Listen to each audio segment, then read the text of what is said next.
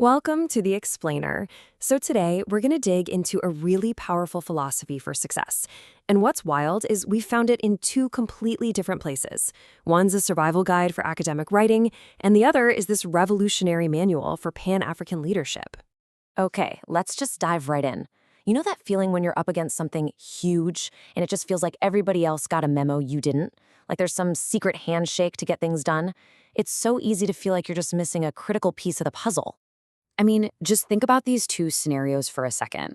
On one side, you've got a student, totally paralyzed, just staring at a blank page, trying to write a college-level paper. On the other, a humanitarian leader staring down a massive crisis, needing to design a response that actually helps people.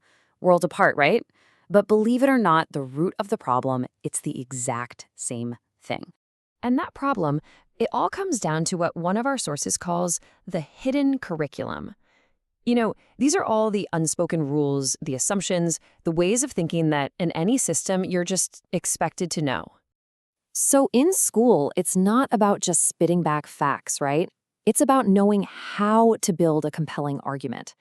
For a leader, it's not just about reacting to a crisis, it's about being an architect, designing resilient systems so the next crisis isn't so bad. So, how do you figure this stuff out? Well, both of our sources make this incredible point. Success is not some magical talent you're either born with or you're not. Nope. It's about having the right blueprint, a clear, step-by-step plan. The first toolkit, the one for students, really hammers this idea home. Academic writing is a skill. It's something that can be broken down, that can be learned, practiced, and yeah, you can get better at it. It's a system. And then, the leadership guide makes a parallel argument just on a massive scale. Great leadership isn't some title you just get handed down to you. It is an architecture, something you have to thoughtfully and intentionally design from the ground up. And this, right here, is the amazing idea that connects them. The whole point is to demystify complexity. It's about turning that feeling of chaos into a clear plan, which empowers you to stop just being a participant and start being the lead architect of your own success. All right, so let's break it down. First up, the micro blueprint, how to actually architect a powerful argument. You know, the academic guide points out this one mistake that almost everyone makes at first. They just summarize what other people have said. Their whole essay is just a tour of other people's ideas. The real architectural move is to stop describing and start arguing, to build your own point.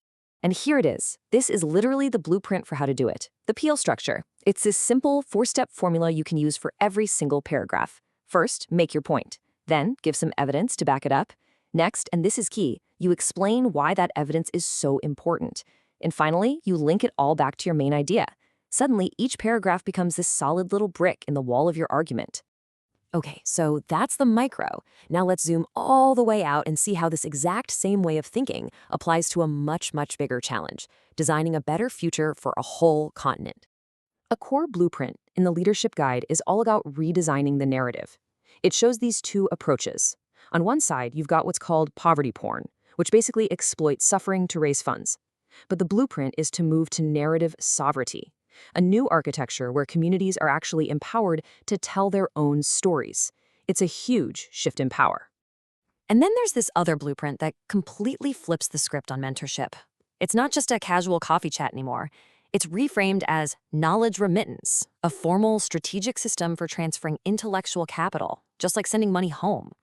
The whole point is to build a self-reliant, sovereign workforce, creating an architecture where skills and knowledge don't just visit, they stay and they grow. So you see the pattern here, right? The crucial point is that these blueprints, whether you're talking about a paragraph or a continent, they're not just about getting a task done. They're about building something that lasts.